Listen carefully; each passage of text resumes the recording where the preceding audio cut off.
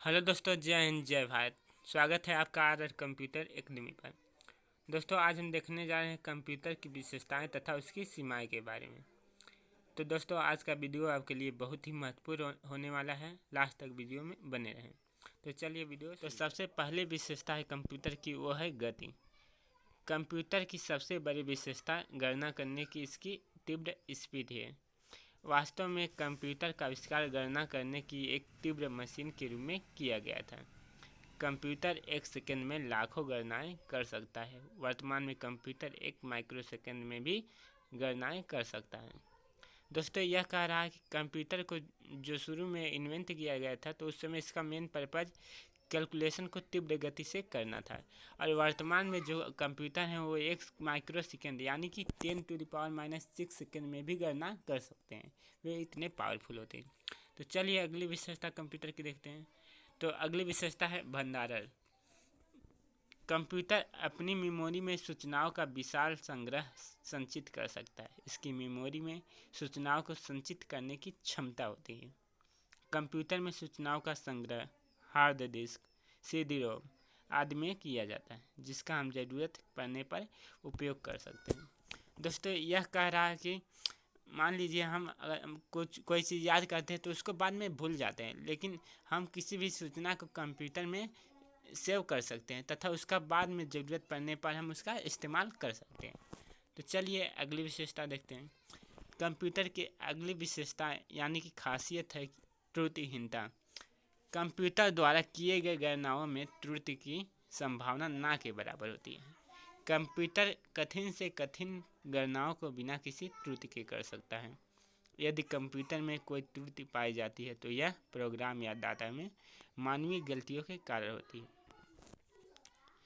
दोस्तों, यह कह रहा है कि कंप्यूटर किसी भी कैलकुलेशन यानी कि गणना को बिना किसी फॉल्ट यानी कि बिना किसी मिस्टेक के लगभग 100% एक्यूरेसी के साथ कर सकता है।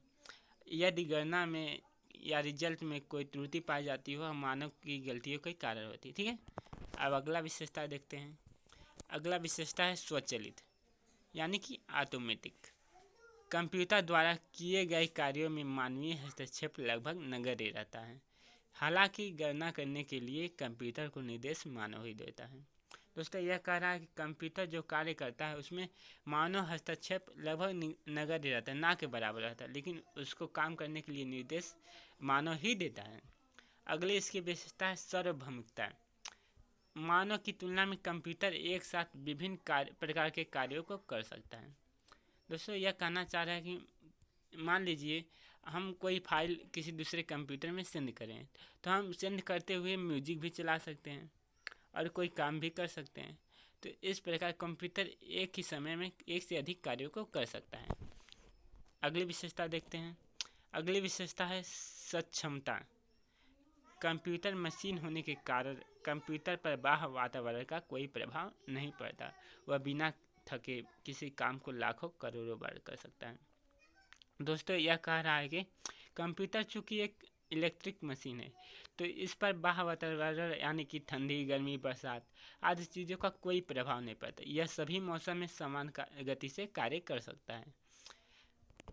यह बिना थके किसी कार्य को लाखों करोड़ों बार कर सकता है। ठीक है, अब अगली विशेषता देखते हैं। अब कंप्यूटर की सीमाएं हैं। अगर किसी चीज़ की विशेषता होती है तो उसकी कुछ सीमाएं भी होती है। कंप्यूटर की सीमाएं इस प्रकार हैं। दोस्तों, हम जानते हैं कि कोई भी चीज़ परफेक्ट नहीं होती। अगर किसी चीज़ की विशेषता होती है तो उसकी बुराइयां भी होती है। किसी चीज़ की विशेषता होती है तो सीमाएं भी होती है। तो अब कंप्यूटर की सीमाओं के बारे में हम जानेंगे। कंप्यूटर की सीमा है बुद्धिहीनता। कंप्यूटर एक मशीन है, अतः इसमें स्वयं सोचने की क्षमता नहीं होती। यह केवल मानव द्वारा दिए गए निर्देशों के आधार पर कार्य करता है।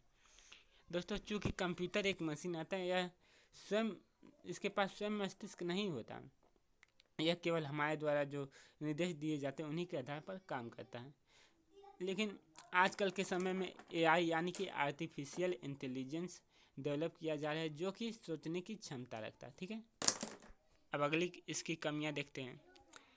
विद्युत पर निर्भरता। कंप्यूटर एक यांत्रिक मशीन है जिसे चलाने के लिए विद्युत एक अनिवार्य साधन है। बिना कंप्यूटर के बिना विद्युत के कंप्यूटर एक डिब्बे के समान है। दोस्तों, कोई भी इलेक्ट्रिक मशीन हो तो उसे चलाने के लिए विद्युत की आवश्यकता होती ही होती है। बिना विद्युत के वह वस्तु या वह मशीन एक निर्जीव वस्तु यानी कि डब्बे के समान है। उस पर कोई भी काम, वो किसी भी काम का नहीं है। ठीक है, अब अगली सीमा देखते हैं। अगली सीमा है वायरस का प्रभाव। कोई भी वायरस कंप्यूटर की कार्य क्षमता को प्रभावित करके उसमें संग्रहित सूचना तथा निर्देशों को नष्ट कर सकता है। अतः कंप्यूटर को वायरस से बचाने के लिए उसमें वायरस विरोधी प्रोग्राम इंस्टॉल किए जाते हैं। दोस्तों, यदि हमारे कंप्यूटर में कोई वायरस घुस जाता है तो वह कंप्यूटर में जानकारी यानी कि जो डाटा रहता है उसको नुकसान पहुंचा सकता है। इससे बचाने के लिए हम अपने कंप्यूटर में वायरस विरोधी प्रोग्राम पहले से इंस्टॉल कर लेते हैं।